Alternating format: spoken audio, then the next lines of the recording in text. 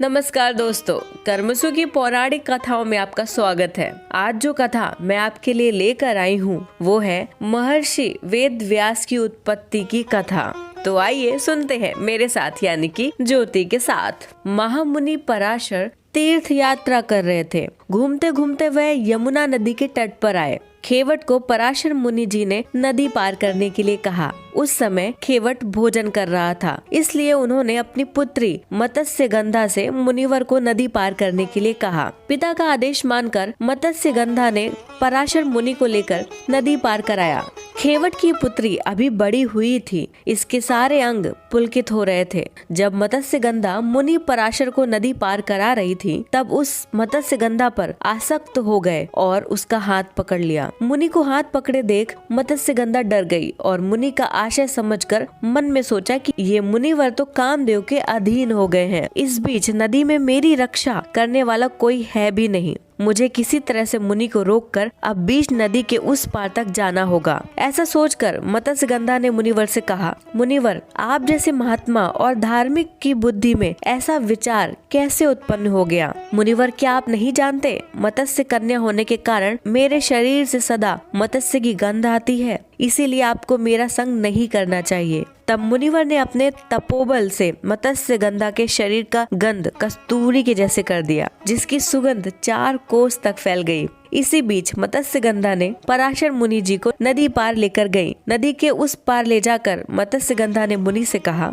मुनिवर, ऐसा कर्म दिन में नहीं किया जाता, इसके लिए तो रात ही सहज वक्त कही गई है। नदी के उस तट पर मेरे पिता है और सभी लोग हमें देख सकते हैं। इस तरह खुले में ये कर्म पशु भी नहीं करते। तभी मुनिवर ने उसी वक्त अपने तपोबल से कोहरा उत्पन्न कर दिया, जिससे कोई भी उन्हें देख नहीं सकता था। पराशर मुनि ने तब मत्स्यगंधा से कहा, देवी, मेरे मन में इस समय तुम्हारे प्रति जो आकर्षण है, इसे नियति ही समझना चाहिए, क्योंकि मैंने कई रूपवती स्त्रियों को देखा है, किंतु स्वयं को कभी बहकने नहीं दिया। परंतु आज तुम पर, जो कि मत्स्यगंधा हो, आकर्षित हो गया हूँ। इसका कारण यही है कि तुम्हारे गर्भ से विष्णु जी के अंश जन्म लेंगे, जो आगे चलकर एक वेद को 4 भागों में विभाजित करेंगे, जिससे इनका नाम वेद व्यास पड़ेगा। ये तुम्हारे पुत्र महाभारत का निर्माण करेंगे और समस्त पुराणों का भी निर्माण करेंगे, इसलिए तुम्हें संकोच नहीं करना चाहिए।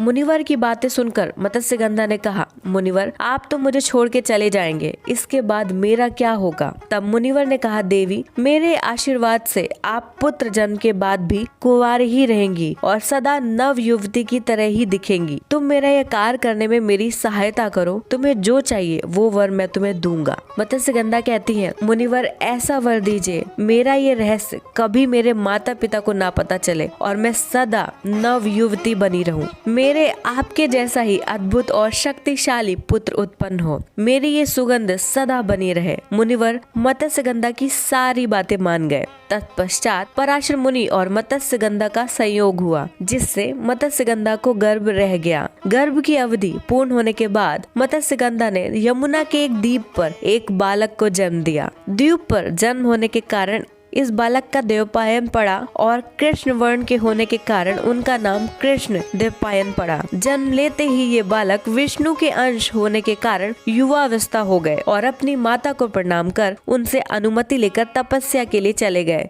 इस तरह महर्षि वेद व्यास का जन्म हुआ। धन्यवाद। आशा करते हैं कि आपने हमारी इस पौराणिक कथा को पसंद किया होगा। आपसे निवेदन है कि हमारी इस कथा को अपने अन्य लोगों के साथ भी अवश्य साझा करें।